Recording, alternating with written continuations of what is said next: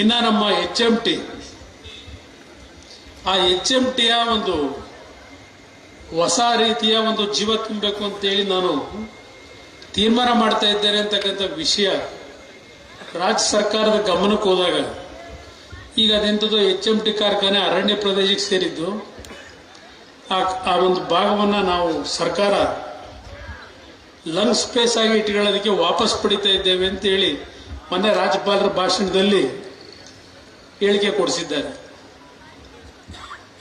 ಹಿಂದೆ ಸುಮಾರು ಒಂದು 140 ಎಕರೆ ಮಾರಾಟ ಮಾಡೋದ್ರಲ್ಲ, ಅದೇ ಜಾಗದಲ್ಲಿ ಯಾರಿದ್ರು ಮಂತ್ರಿಗಳಾಗಿ, ಯಾರಿದ್ರು ಮುಖ್ಯಮಂತ್ರಿಗಳಾಗಿ, ಅರಣ್ಯ ಭೂಮಿ ಆಗಿದ್ರೆ ಅದನ್ನೆಲ್ಲ ವಾಪಸ್ ಪಡಿತಾರ? ಇನ್ನ ನಿಮ್ಮ ಕುದುರೆ ಮುಖ, ನಾನು ಮಂತ್ರಿ ಆದ ಮೊದಲನೇ ದಿವಸಲೇ ಅದಕ್ಕೆ ಒಂದು ವರ್ಕಿಂಗ್ ಕ್ಯಾಪಿಟಲ್ಗೆ ಅಂತೇಳಿ 1700 ಕೋಟಿ ಹಣ ಕೊಟ್ರೆ ಅದನ್ನು ಸಹಿಸಲಾರದೆ ಆ ಕುದುರೆ ಮುಖ ಫ್ಯಾಕ್ಟರಿನೇ ಮುಚ್ಚಬೇಕು ಅಂತ ಹೊರಟರು. ಅಲ್ಲಿ 2000 ಜನ ಕೆಲಸ ಮಾಡ್ತಾ ಇದ್ದಾರೆ ಮಂಗಳೂರಿನಲ್ಲಿ.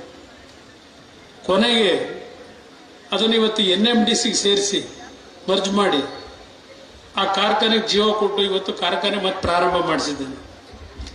ಇದು ಈ ಸರ್ಕಾರ ಯಾವ ರೀತಿ ನಡೀತಾ ಇದೆ ಅರ್ಥ ಮಾಡ್ಕೊಳ್ಳಿ.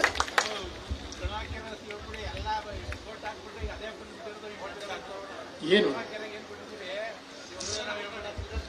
ನಾನು ಅದಕ್ಕೆ ಹೇಳ್ತಾ ಇರೋದು, ಈಗ ನಾನು ಮಾಡಿರೋ ಕೆಲಸದ್ದು ಪ್ರತಿನಿತ್ಯ ನಿಮಗೆ ಕುರಿಗಿರಿ ಕುಯಿಸಿ ಊಟ ಹಾಕ್ಸಿದ್ರೆ ನಿಮ್ಮ ಹೃದಯದಲ್ಲಿ ಇರೋದೇ.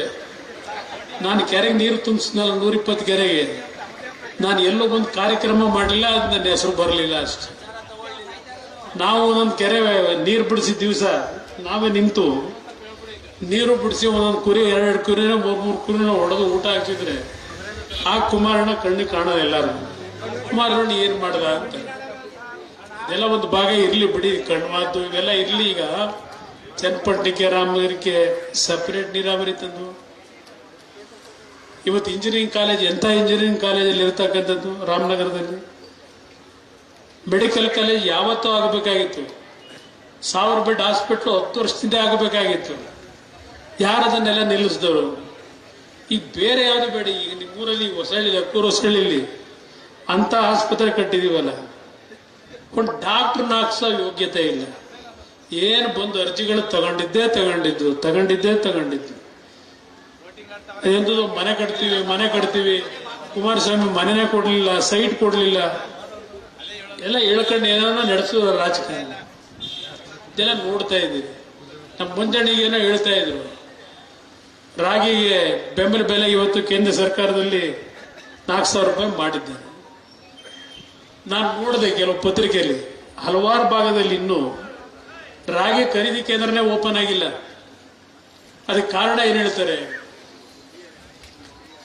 ಚೀಲ ಕೊಂಡ್ಕೊಂಡಿಲ್ವ ತಿನ್ನುವೆ, ಚೀಲ ಇನ್ನೂ ಖರೀದಿ ಮಾಡ್ತವ್ರಂತೆ ರಾಗಿ ಚೀಲವ. ಪತ್ರಿಕೆಯಲ್ಲೇ ಬರ್ದಿದ್ದೀರಿ. ಇನ್ನು ಇವತ್ತು ಪತ್ರಿಕೆ ತೆಗೀರಿ, ಕಲಬುರಗಿನಲ್ಲಿ ತೊಗರಿ ಬೆಳೆದು ನಷ್ಟಕ್ಕೊಳಗಾಗಿದೆ. ಆ ರೈತರಿಗೆ ಪರಿಹಾರ ಕೊಟ್ಟಿಲ್ಲ ಅಂತ ಹೇಳಿ ನಿನ್ನೆ ದಿನ ಜಿಲ್ಲಾಧಿಕಾರಿ ಕಚೇರಿ ಮುಂದೆ ಎತ್ತು ಗಾಡಿ ಮೆರವಣಿಗೆ ಮಾಡೋರು. ಇವತ್ತೊಂದು 1000 ಎತ್ತಿನ ಗಾಡಿ ತಗೊಂಡು ನಿಲ್ಲಿಸ್ಕೊಂಡ್ರು ಫೋಟೋ ಕಲಬುರಗಿ ಪತ್ರಿಕೆಯಲ್ಲಿ ಹಾಕೊಂಡವ್ರು. ಇವತ್ತು ಬೆಳಗ್ಗೆ ಬರ್ಬೇಕಾದ್ರೆ ನೋಡ್ತಿದ್ದೆ. ಇದು ಈ ಸರ್ಕಾರದ ಕಾರ್ಯಕ್ರಮ. ಮುಖ್ಯಮಂತ್ರಿ ನಾನಾಗಬೇಕು ನಡೀತದೆ. ಜನಕ್ಕೆ ಏನಾದರೂ ಈ ಸರ್ಕಾರ ನಡೆಸ್ತಕ್ಕಂಥವ್ರಿಗೆ ಜನರ ಬದುಕೇನಾಗಿದೆ ಅಂತ ಏನಾದರೂ ಯೋಚನೆ ಮಾಡ್ತಾ ಇದ್ದಾರೆ. ನೀವು ಯಾವಾಗ ಬುದ್ಧಿವಂತರಾಗ್ತೀರಿ? ನಾನು ಹಳ್ಳಿ ತಾಯಂದ್ರಿಗೆ ಮನವಿ ಮಾಡ್ತೀನಿ, ಇದು ಯಾವುದೋ 2000 ರೂಪಾಯಿಗೆ ಇನ್ನು 3 ತಿಂಗಳು 4 ತಿಂಗಳಾಗಿದೆ, ಇನ್ನೂ ದುಡ್ಡು ಬಂದಿಲ್ಲ. ಬಹುಶಃ ಈ ದುಡ್ಡು ಕೊಡೋದು ಯಾವಾಗ ಅಂದ್ರೆ ನಿಮಗೆ ಜಿಲ್ಲಾ ಪಂಚಾಯತಿ ತಾಲೂಕ್ ಪಂಚಾಯತಿ ಚುನಾವಣೆ ಆದರೆ ಆಗ ಚುನಾವಣೆಯಲ್ಲಿ ಮತ ಹಾಕೊಳ್ಳೋದಕ್ಕೆ ಆಗ 4 ತಿಂಗಳದೋ 5 ತಿಂಗಳದೋ ನಮ್ಮ ಹಳ್ಳಿ ಹೆಣ್ಣು ಮಕ್ಳಿಗೆ ದುಡ್ಡು ಬರ್ತದಾಗ ಯಾರ ಅಪ್ಪನ ಮನೆ ದುಡ್ಡು ಕೊಡ್ತಾರೆ ನಿಮಗೆ? ಇದನ್ನ ನಂಬಿ ನಮ್ಮ ಹೆಣ್ಮಕ್ಳು ಓಟ್ ಹಾಕ್ತೀರಾ? ಇಲ್ಲಿ ಅದ್ಯಾವುದೋ ಒಂದು ಹೆಣ್ಮಗಳು ಬಂದಿಲ್ಲಿ, 2 ಅಂಗವಿಕಲ ಮಕ್ಕಳು, ನನಗೆ ಬೀದಿಲಿದ್ದೀನಿ, ಮನೆ ಕಟ್ಟಕ್ಕಾಗಿಲ್ಲ, ಏನಾದ್ರು ಸಹಾಯ ಮಾಡಿ ಅಂತ ಬಂದಿಲ್ಲ. ಒಂದ್ ಕಡೆ ಹೇಳ್ತಾರೆ, ಮಳವಳ್ಳಿಯಿಂದ ಒಂದು ಸಣ್ಣ ಮಗು ಎತ್ಕೊಂಡ್ ಬಂದಿಲ್ಲಿ ನಿಂತ್ಕೊಂಡ್ಬಿಟ್ಟು ಮನೆಯಲ್ಲಿ ಅಂತ ಹೆಣ್ಮಗಳಿಗೆ ಬಂದಿದ್ದೇಳಿ ಇಲ್ಲಿ ಯಾವುದೋ ಒಂದು ಹೆಣ್ಮಗನ ಈ ಸಾದಹಳ್ಳಿ ಕರ್ಕೊಂಬಂದವ್ರೆ. ಸಾದಹಳ್ಳಿ ಜನ ನಾನು ಮರೆಯಂಗೇ ಇಲ್ಲ, ನಾನು ತಪ್ಪು ತಿಳ್ಕೊಬೇಡಿ. 2 ಗುಂಪು ಕೊಟ್ಟೆ ದೇವಸ್ಥಾನ ಕಟ್ಟಕ್ಕೆ ಬಂದ್ರಿ, ಕೊಟ್ಟಿದ್ದೇನು ಕೊನೆಗೆ? ಒಂದೊಂದು ಉದಾಹರಣೆ ಕೊಡಬಲ್ಲೆ ಯಾವ ತರ ಆಗಿದೆ ಅಂತ, ಒಂದೊಂದು ಊರಿಂದ ಹೇಳಬಲ್ಲೆ. ನಾನು ಪ್ರತಿ ದಿವಸ ಊರಿಗೆ ಬರದೇ ಇರ್ಬೋದು, ಪ್ರತಿ ಮದುವೆ ಅಟೆಂಡ್ ಮಾಡದೇ ಇರ್ಬೋದು, ಯಾವ್ಯಾವ ಊರಿನಲ್ಲಿ ಏನ್ ನಡೀತಿದೆ ಅನ್ನೋದನ್ನ ಅರ್ಥ ಮಾಡ್ಕೊಂಡಿರೋದು. ದಯವಿಟ್ಟು ನಿಮಗೆ ಕೈ ಜೋಡಿಸಿ ಮನವಿ ಮಾಡ್ತೇನೆ. ನಮ್ಮದು ಒಂದು ಕಾಲ ಮುಗೀತಾ ಬಂತು, ನಾವೇನು ಶಾಶ್ವತವಾಗಿ ಏನು ಬದುಕಲ್ಲ. ಆದ್ರೆ ಮುಂದಿನ ದಿನಗಳು ನಿಮ್ಮ ಬದುಕು ಮುಂದೆ ಮಕ್ಕಳಿಗೆ ಇಲ್ಲಿ ಕೊಡ್ತೀರಿ ಅರ್ಜಿ ಬಂದ್ಬಿಟ್ಟು ಇಲ್ಲಿ ಮಕ್ಕಳು ಕೆಲಸ ಕೆಲಸ ಕೆಲಸ ಅಂತ ಹೇಳಿ. ನಾನು ಒಂದು ಕಾಲದಲ್ಲಿ ಹೇಳಿವೆ ಮಕ್ಕಳನ್ನ ಕಷ್ಟಪಟ್ಟು ಓದಿಸ್ಬೇಕು ಅಂತ ಹೇಳಿ. ಈಗ ನನಗೆ ಅನ್ನಿಸ್ತಾ ಇದೆ ಯಾಕೆ ಮಕ್ಕಳನ್ನ ಓದಿಸ್ಬೇಕು ಅಂತ ಹೇಳಿ. ಓದಿಸ್ತೀರಿ, ಕಂಪ್ಯೂಟರ್ ಇಂಜಿನಿಯರ್ ಮಾಡಬೇಕು ಅಂತ ಬರ್ತೀರಿ, ನೀವು ಸೀಟ್ ಕೊಡಿಸು ಅಂತ ಹೇಳಿ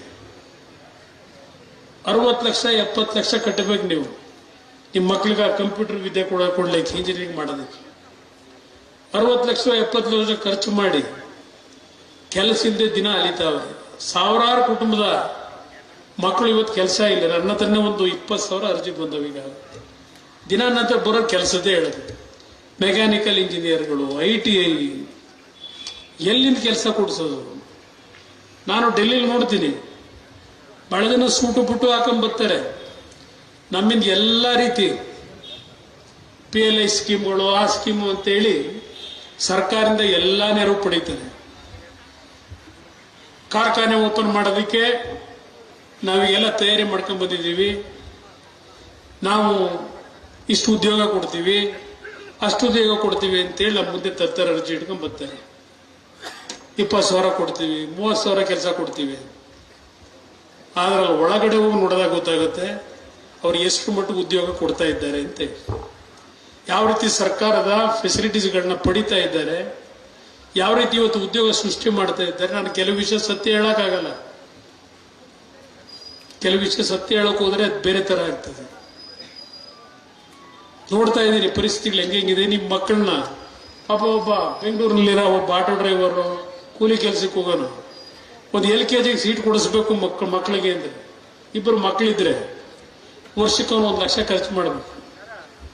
ಅಲ್ಲಿಂದ ಓದ್ಸಕ್ ಶುರು ಮಾಡಿ ಅವನು ಡಿಗ್ರಿ ಪಡೆಯುವವರೆಗೆ ಓದಿಸೋದಕ್ಕೆ ಎಷ್ಟು ಖರ್ಚು ಮಾಡ್ಬೋದು? ಇವತ್ತು ಉದ್ಯೋಗದ ಸಮಸ್ಯೆಗಳು ಎಷ್ಟಿದೆ? ಬಹಳ ಹೇಳ್ತೀವಿ ನಾವು ನಿಂತ್ಕೊಂಡು. ಪಾಪ ಬಹಳ ಜನ ಹೇಳ್ತೀರಿ ನೀವು ಯಾವ್ದಾದ್ರು 1-2 ಕಾರ್ಖಾನೆ ತಗೊಂಡ್ಬನ್ನಿ ಅಂತ ಹೇಳಿ. ನಾನು ಕಾರ್ಖಾನೆ ತಗೊಂಡ್ಬರ್ತಕ್ಕಂಥದ್ದಕ್ಕೆ ಕರ್ನಾಟಕ ರಾಜ್ಯ ಸರ್ಕಾರ ಇವರು ಪ್ರಪೋಸಲ್ಗಳು ತರಬೇಕು, ನಾನು ತರಕ್ ಸಾಧ್ಯ ಇಲ್ಲ. ಇವರು ನಾನು ಕೆಲಸ ಮಾಡಲಿಕ್ಕೆ ಬಿಡದೆ ಹೋದ್ರೆ, ಇವ್ರು ಯಾವುದೇ ಪ್ರಪೋಸಲೇ ತರದೇ ಇದ್ರೆ ನಾವು ಎಲ್ಲಿಂದ ಕಾರ್ಖಾನೆ ತರೋದು? ಇವತ್ತೆಲ್ಲ ಪಕ್ಕದ ಪೂನಾದಲ್ಲಿ, ತಮಿಳುನಾಡಿನಲ್ಲಿ, ಮಹಾರಾಷ್ಟ್ರದಲ್ಲಿ ಅಲ್ಲಿ ಹೋಗ್ತಾ ಇದ್ದಾರೆಲ್ಲ. ಇವತ್ತು ನಿಮ್ಮ ಟೊಯೋಟಾ ಫ್ಯಾಕ್ಟ್ರಿ 25,000 ಕೋಟಿ ಖರ್ಚು ಮಾಡಿ ಮಹಾರಾಷ್ಟ್ರದಲ್ಲಿಗೆ 2ನೇ ಯೂನಿಟ್ ತೆಗಿಯಕ್ಕೆ ಅಲ್ಲಿ ಹೊರಟವ್ರೆ. ನಾನು ಅವ್ರಿಗೆ ಹೇಳಿದೆ, ಅಲ್ಲಪ್ಪ ನಿಮಗೆ ದಾರಿ ತೋರಿಸಿದ್ರು ನಾವು. ಬಿಡದಿನಲ್ಲಿ ನೀವು ಅವತ್ತು 94-95ರಲ್ಲಿ ಫ್ಯಾಕ್ಟ್ರಿ ಹಾಕ್ಲಿಕ್ಕೆ ಎಲ್ಲ ರೀತಿ ಸಹಕಾರ ಕೊಟ್ಟವರು. ಇವತ್ತು ಅಲ್ಲೇ ಯಾಕೆ ಹೋಗ್ಬೇಕಾಗಿತ್ತು, ಇಲ್ಲೇ ನಾವು ಸಹಾಯ ಮಾಡ್ತಿರ್ಲಿಲ್ವಾ ಅಂತ ಹೇಳಿ. ಇದು ನಡೀತಾ ಇರತಕ್ಕಂಥ ವಾತಾವರಣ.